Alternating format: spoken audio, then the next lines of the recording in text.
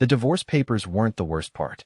The worst part was where she left her wedding ring, on the back of the toilet tank, next to the air freshener. Not on the dresser. Not in a box. Not even in the drawer where we used to hide Christmas candy from the neighbor's kids. No, the toilet tank. As if to say, this belongs with all the other useless crap I've flushed from my life. She didn't even tell me she left it there. I found it 2 hours after she slammed the door. That stupid, thin band of silver that used to mean something. Now it just sat there, like a reminder that even porcelain had more dignity than I did. I didn't touch it. I didn't even want to.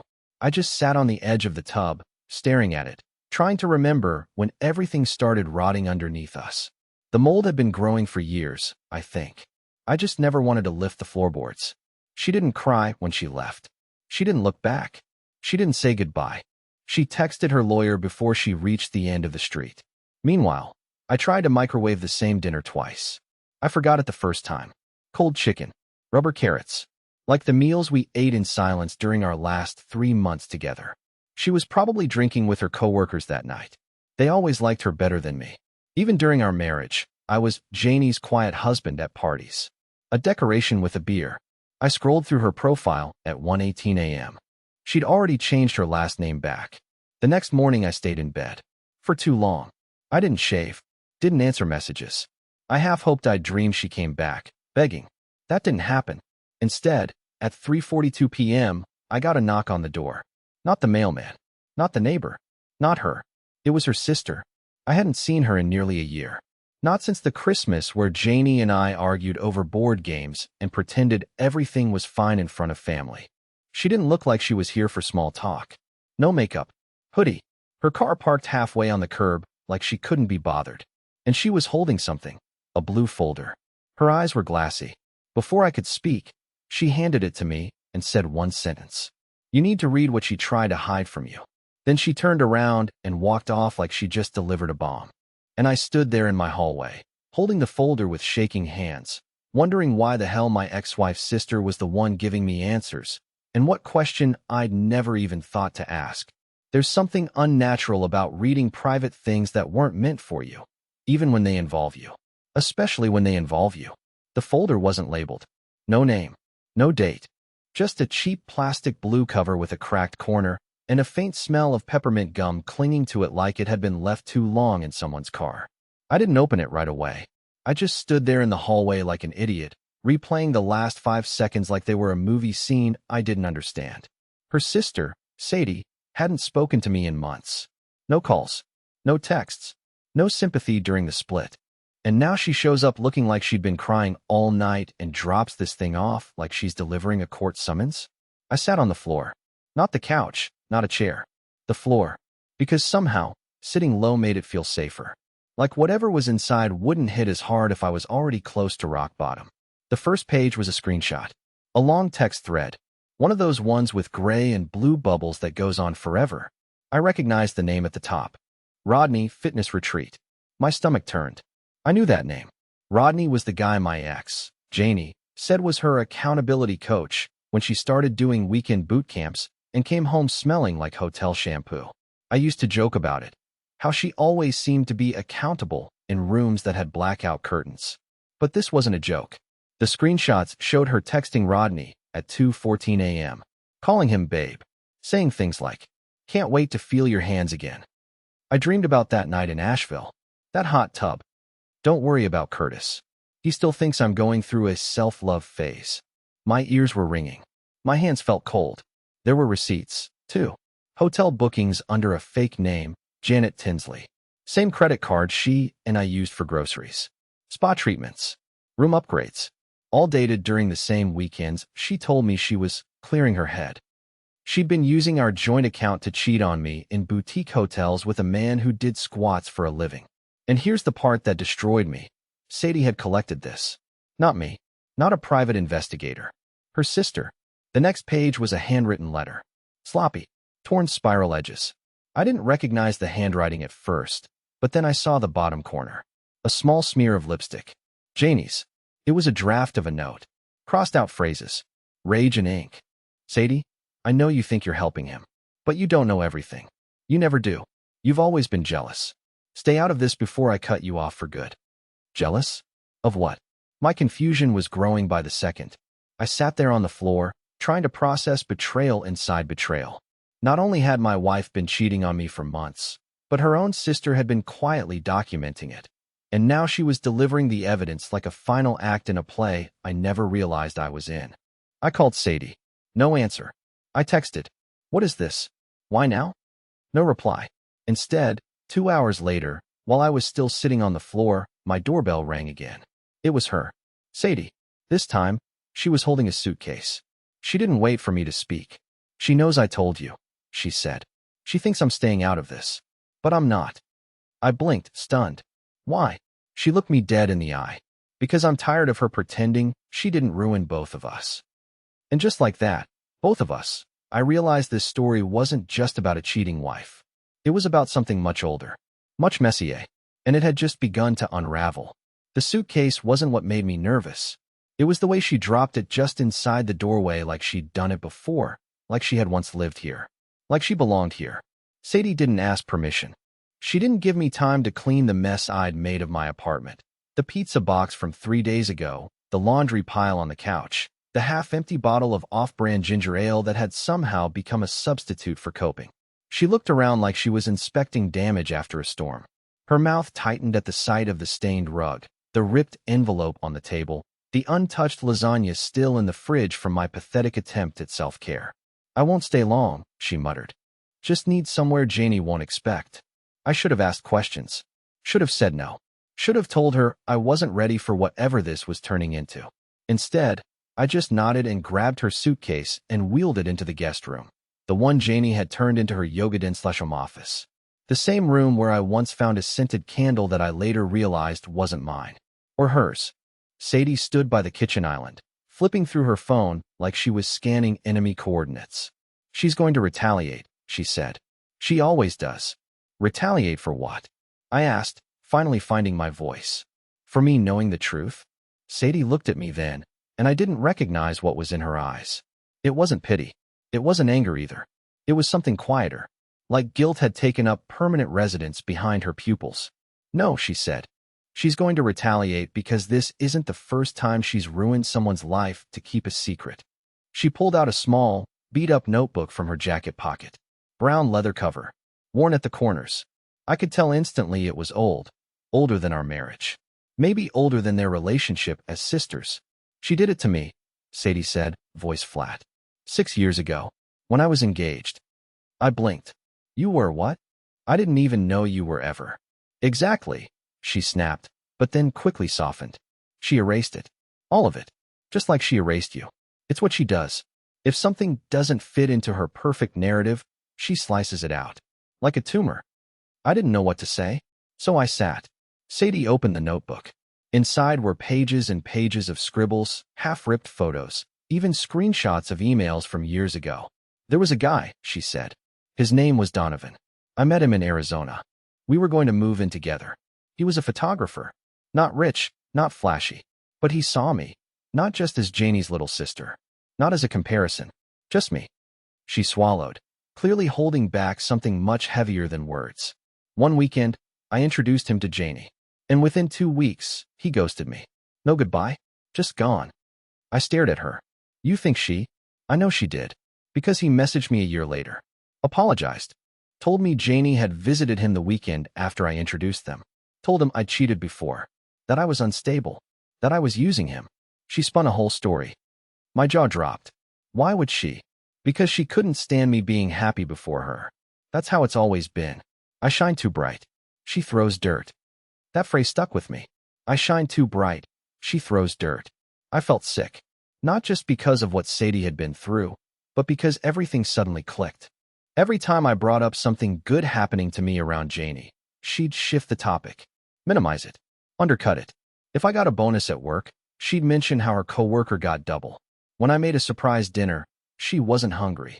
When I bought us tickets to a concert she'd once said she liked, she said it was too loud for her taste now. Every joy I tried to build, she quietly disassembled.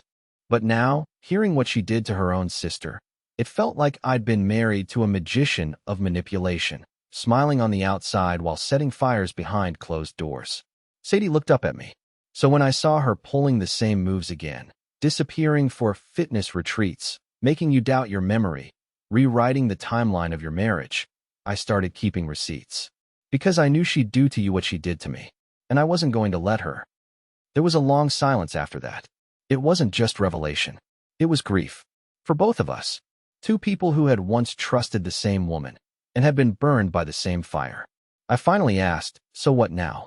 Sadie didn't answer immediately. Instead, she walked over to her suitcase, unzipped the front pocket, and pulled out a flash drive. "She's already moved on to the next guy," she said. But this time, she left behind something she shouldn't have. This drive? It has proof. Photos, messages, voicemails, all backed up. I leaned forward, barely breathing. "She thinks she's already won," Sadie whispered. "But I think it's time we remind her. Not everyone stays quiet." I didn't plug it in right away. The flash drive sat on the edge of the table like a loaded weapon, small, silver, and vibrating with potential energy. Sadie had placed it between us like it wasn't just plastic and memory chips, but something radioactive. I stared at it for minutes. She didn't rush me. In fact, she didn't say a word. She just curled her legs beneath her on the other end of the couch, arms crossed, eyes fixed on the TV that wasn't even on. I think she knew I needed time, not to open the files, but to accept that I actually wanted to. Because once you open something like that, you can't unsee it. You don't get to pretend anymore. Eventually, I reached for my laptop. Not the work one. I wasn't that dumb. I had a personal one, cracked at the hinge, that I hadn't touched since the divorce started.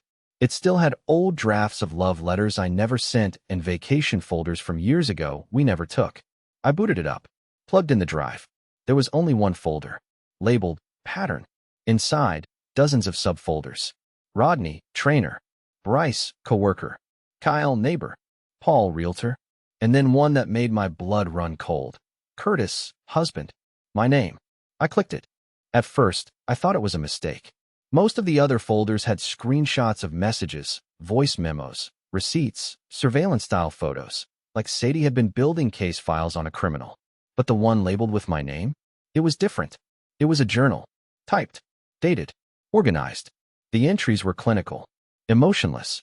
Like scientific observations of someone watching an experiment from behind glass.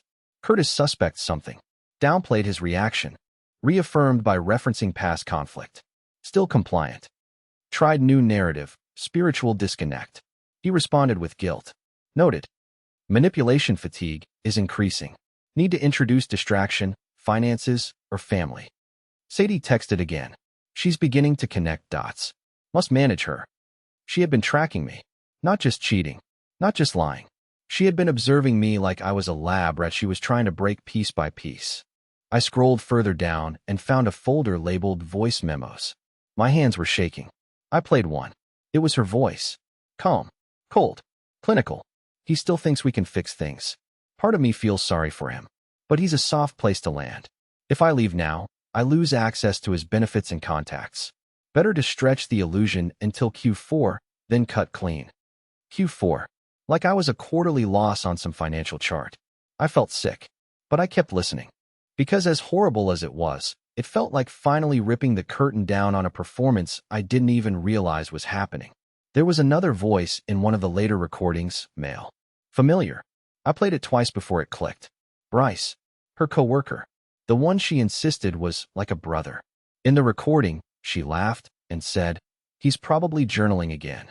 He still writes those long, stupid paragraphs about his feelings. It's like babysitting a golden retriever with depression." And they laughed. Together. At me. I closed the laptop. Hard. Sadie was watching me. No pity in her eyes, just waiting. Like she'd seen this moment coming. "You still think I'm overreacting?" she asked softly. "No," I whispered. "I think I underreacted. To everything." The silence stretched until I couldn't take it anymore. "Why did you collect all this? Why now?" Sadie hesitated. Then she leaned forward, her voice barely audible. "Because you're not the only one she targeted." I blinked. "What do you mean?" She reached for her phone and opened her messages. Then she slid it across the table to me. A text thread with an unknown number. Long, angry. Threatening. At the bottom, a name I hadn't seen before. Miles Calder. Sadie whispered. "He's the guy before you. Janie tried to ruin him, too. Only he didn't disappear. He's resurfaced. and he's ready to fight back. I sat there, stunned, staring at a sentence Miles had sent just days earlier. Tell Janie I'm done hiding. I have the records. I have the tapes. She's going to pay for what she did. I looked at Sadie. What records? She met my eyes. Marriage fraud, financial fraud, and something worse. I didn't ask. I just knew. This wasn't about cheating anymore. It was about a woman who built her entire life on deception, and now, her past was finally clawing its way to the surface. And I was still tangled in it. I didn't sleep that night. Not really. I closed my eyes at one point, I think, but my body never convinced my brain to shut up. Not with that flash drive burned into my memory, and Sadie lying on the pull-out mattress in the guest room just down the hall like some witness to a crime no one else believed had happened. I kept hearing that voice memo. Janie calling me a golden retriever with depression. The way they laughed. The way my own thoughts felt like a joke in someone else's comedy routine. At 7:08 a.m., my phone buzzed. A number I didn't recognize. No name. No location. Just a blank caller ID and a sense of dread crawling up my spine. I let it go to voicemail. Then, 30 seconds later, a text came through. Curtis Adam Blaine. That's still your legal name, right? I froze. No one called me that. Not even Janie. Not even my mom unless I was in trouble. Another text followed. I'm not here to hurt you. You don't know me, but I knew her. Better than you did. You need to know what she did to me before she did it to you. Call me back. Miles. I stared at the screen for what felt like an hour. Sadie had mentioned him, sure.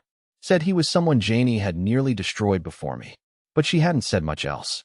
And the way this guy found my number, my full name, that didn't feel like some casual ex looking for closure. It felt like an investigator reaching out to the next victim in a pattern. I stepped outside to call him back. It was early, crisp, quiet. The kind of morning that feels deceptively clean, like the world hasn't remembered its regrets yet. I stood barefoot on my cold balcony in a hoodie and gym shorts, phone to my ear, heart hammering. He picked up on the second ring. Curtis, the voice said. It was low, steady, and oddly calm. Too calm. Yeah. Who is this? Miles Calder. Janie's last husband. Or, if you ask her, her unofficial mistake. We were never legally registered because she filed the paperwork under a fake name. She told the court I abandoned her. My mind short-circuited. I didn't even know she was married before. She didn't want you to. That was the point. And then, like he'd rehearsed it, Miles laid it all out. He met Janie when she was working in Miami. She had a different last name then. Claimed she'd been reinventing herself after a bad childhood. Played the victim card flawlessly. Said her sister was a manipulative mess. Said her exes were abusers. Said she just wanted peace. She mirrored everything I said I wanted, Miles explained. Down to the music. The travel dreams. The food I liked. I thought I'd found a soulmate. But I didn't marry a person. I married a mirror. He told me about how the lies started small. A fake promotion at work. A pregnancy that vanished into a miscarriage no doctor ever confirmed. A bank account she convinced him to let her manage, then drained over a 3-month period. When he finally confronted her, she gaslit him. Told him he was paranoid, depressed, insecure. Then she disappeared for 3 days and came back with divorce papers that had already been predated and filed in a county they'd never lived in. She left me with $38 in my checking account and a credit score that took 2 years to fix, Miles said. But I let it go until I saw her name pop up again. This time in a private background report. Your name was attached to it. Why would my name be? She tried to take out a business line of credit under your name, Curtis. Last year. Got flagged for verification because she botched the middle initial. I felt my legs give out.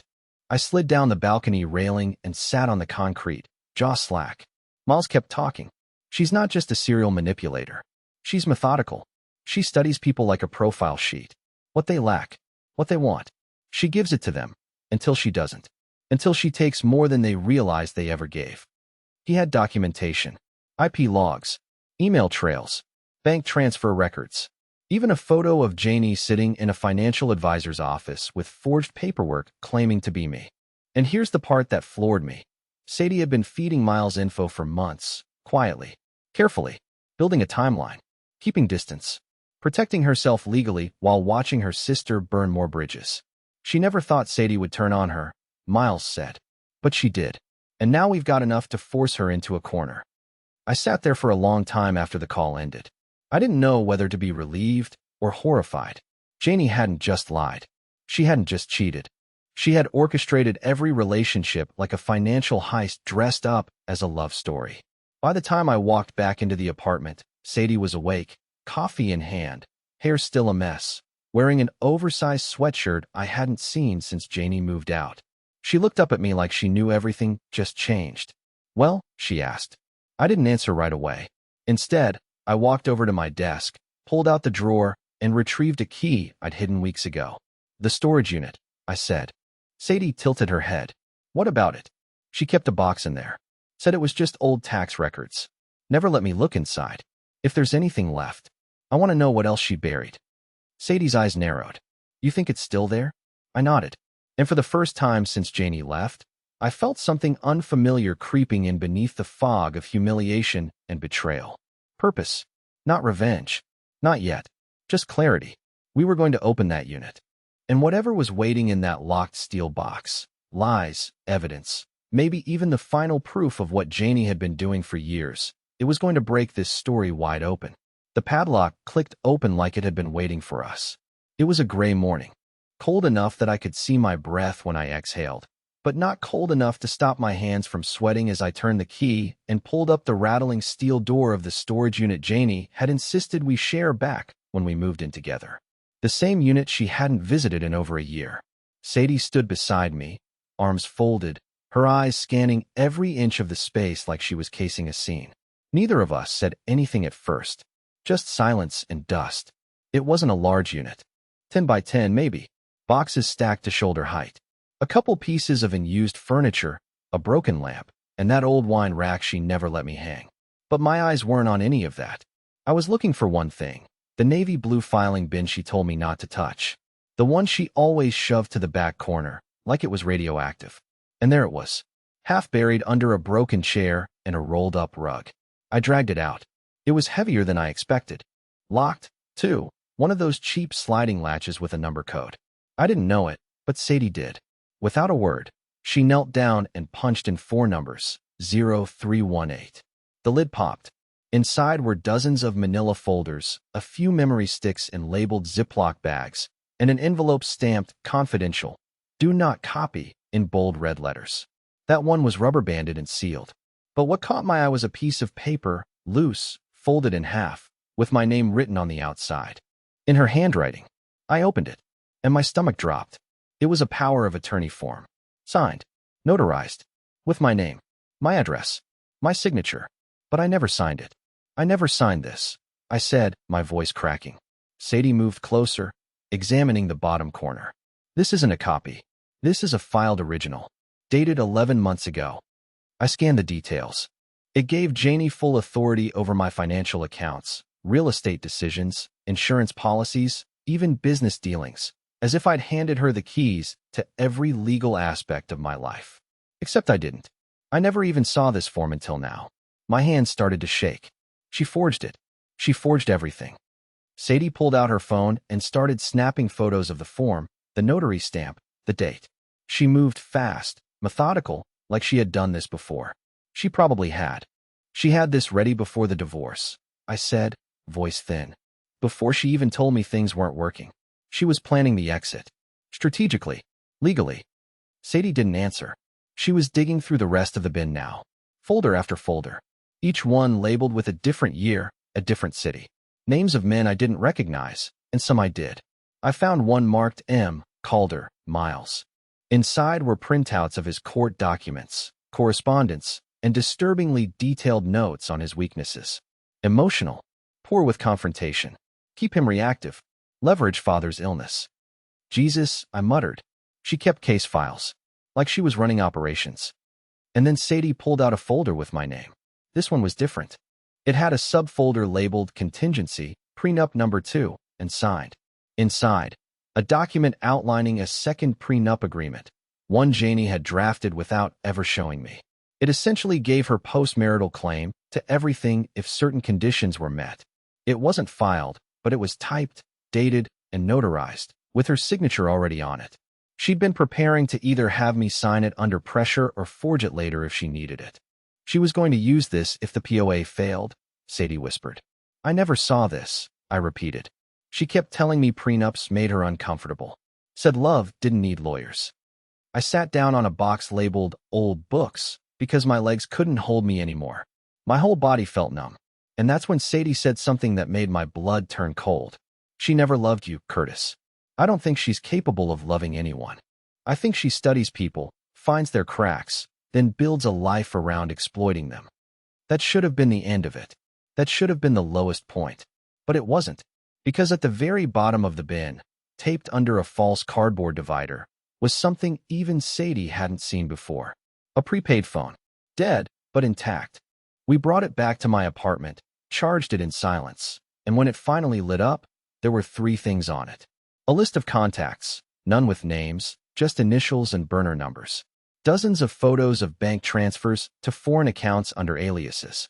A voice message from 2 weeks before the divorce that simply said, if Curtis asks questions, activate the Oregon plan. Move the funds, reroute the equity, and if needed, burn the records. He'll cry for a while, but he doesn't fight back. I played it 3 times. Each time, the words cut deeper. He'll cry for a while, but he doesn't fight back. She knew me better than I knew myself. But she was wrong about one thing. Because now I had Sadie. I had Miles. I had proof. And for the first time in my life, I wasn't just going to cry. I was going to fight. There's a difference between being angry and being ready. I'd been angry for weeks. Quietly.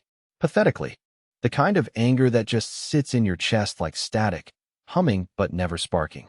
But now, sitting in my apartment with Sadie reviewing forged documents, burner phones, financial traps, and betrayal spelled out in legal ink, I wasn't just angry anymore. I was finally ready. We didn't go to the police right away.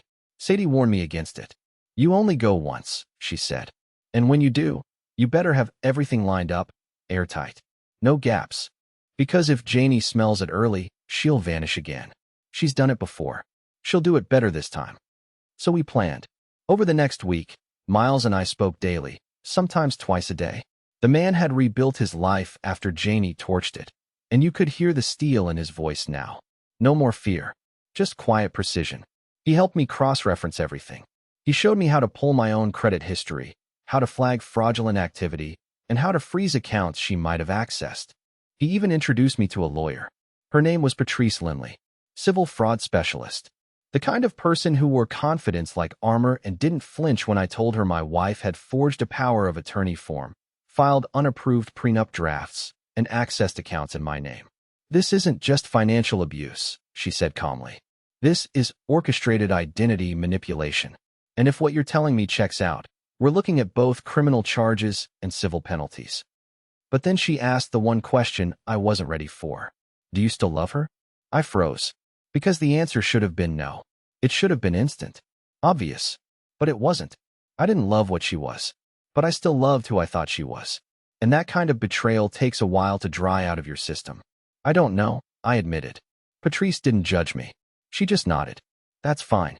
But by the time we're done, you will. That night, Sadie came home with a printed document. She slapped it on the table like she was dropping a bomb. Found it, she said. Took 3 burner numbers, 2 fake LinkedIn accounts, and an old email she forgot to deactivate. But I got it. It was a PDF file. The Oregon Plan, 2023 edition. 10 pages. Outlines. Steps. Even a flowchart. It read like a con artist's guidebook. She had named her schemes. Each phase had code names, emotional entry, asset control, identity discreditation, legal shift, then finally, erasure. According to the file, erasure wasn't about just leaving a man. It was about scrubbing his credit, reputation, network, and even online identity until he was practically untraceable. A ghost. A non-threat. Someone who couldn't follow her trail even if he wanted to. She listed examples. Past targets have struggled to obtain housing, credit, or legal footing. Rebuilding takes 3 to 5 years. Risk neutralized. I wanted to puke. She did this to how many people? I asked, my hands gripping the table. 4 confirmed, Sadie said. Possibly 6. You were meant to be number 7. 7. Lucky number 7. But this time, her math was off. I wasn't going to disappear. In fact, I was going to make her seen for the first time. That night, we got serious. Miles sent over a full digital timeline. Texts, travel receipts, IP logs showing where Janie had accessed my bank account from locations I'd never visited. Sadie traced one of the voice memos from the burner phone to a cloud backup Janie forgot to disconnect. It contained audio of a conversation she had with another man, possibly her next target, where she referred to me as her emotional exit plan. She said you were the dull blade she needed to get out of her last situation clean, Sadie whispered. I didn't respond. I couldn't. The part of me that once wanted to believe she was just broken, not cruel, that part finally died. We built a digital evidence drive, labeled, organized, archived. It included proof of the forged POA, audio recordings of her strategic manipulation, screenshots of her attempting to access my financials after separation, the PDF of the Oregon plan, a digital forensic report linking her device to the faked prenup document, 3 sworn statements, mine, Sadie's, and Miles's. The file name was simple, January 1st. Exposed. We didn't rush to use it, but it existed now, and that meant she was no longer in control. Then, something happened. An envelope arrived at my door. No return address. Inside was a single printed photo. It was of me, sitting in my car outside Sadie's apartment, taken from across the street. Blurry, but recognizable. On the back, in black Sharpie, were 5 words. You're not ready for this. Sadie found me holding it with white knuckles. She knows, I said. Sadie exhaled, calm but tense. Then it's time we stopped waiting for her next move. I nodded, because the next step wasn't collecting more evidence. It was exposing everything, publicly. We didn't go viral. Not immediately. It started with a quiet upload. Miles had a friend, a cybersecurity analyst who also ran a legal watchdog blog. He hosted the full report anonymously on a secure site, linking every piece of verified evidence to public records and screenshots. Sadie and I used that link in a short, carefully worded Reddit post. No names, no identifying info, just facts. Ex-wife created a documented playbook for financial and emotional manipulation, then ran the same script across 7 different men. The thread didn't blow up instantly, but within 48 hours, it passed 10,000 upvotes. Legal subreddits started dissecting the PDF. Users tracked down Janie's fake profiles, connected dots. Then, someone recognized one of the burner accounts, claimed she tried to scam their cousin just months ago. More people came forward. Names, dates, receipts. We hadn't just exposed a scheme. We had sparked a pattern recognition wildfire. The best part? We stayed quiet the entire time. No gloating, no revenge speeches. Just quiet submission of the flash drive to Patrice, who filed a multi-claim case on our behalf. Civil, strategic, and airtight. Janie's reaction was almost cinematic. She showed up at my apartment. Middle of the day. Sunglasses. Messy bun. Like she thought she still had control. Sadie answered the door. They stared at each other for a full 10 seconds before Janie spoke. This is pathetic, she said, voice clipped. I could destroy both of you. Sadie didn't blink. You already tried. Janie turned her gaze to me, standing just behind her. She looked at me like I was furniture, some outdated thing she regretted ever buying. You're really going to humiliate me like this? After everything I gave you? I almost laughed. After everything you took from me? I said, I'm not humiliating you, Janie. You did that to yourself. She didn't flinch. She just shook her head, then said something I'll never forget. You think the world will believe you over me? And in that moment, it was clear. She still thought she was the hero of this story.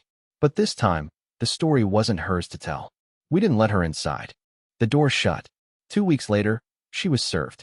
The lawsuit included charges of identity fraud, falsification of legal documents, misuse of power of attorney, and financial manipulation with intent to defraud. Civil penalties, not jail time, but enough to put her in debt and on the radar. Patrice coordinated with Miles's legal team. Another man stepped forward. Then another. A class action suit began to form. Her professional reputation? Gone. She tried to reinvent herself online. New name, new city, new job, but it didn't stick. Not anymore. The internet remembers now. And she couldn't hide behind her charm when her entire manual of manipulation was publicly indexed and archived. As for me, I didn't become a hero. I didn't even feel vindicated at first. Just empty. Until I woke up one morning to a simple text from Sadie. The air feels clearer today, doesn't it? And it did. We still talk. A lot, actually. Not romantically. Not yet. But with the kind of honesty that only comes after surviving a shared fire. She moved into a new apartment a few blocks from mine. Got a job teaching creative writing again. Said the words finally started flowing back. I started therapy.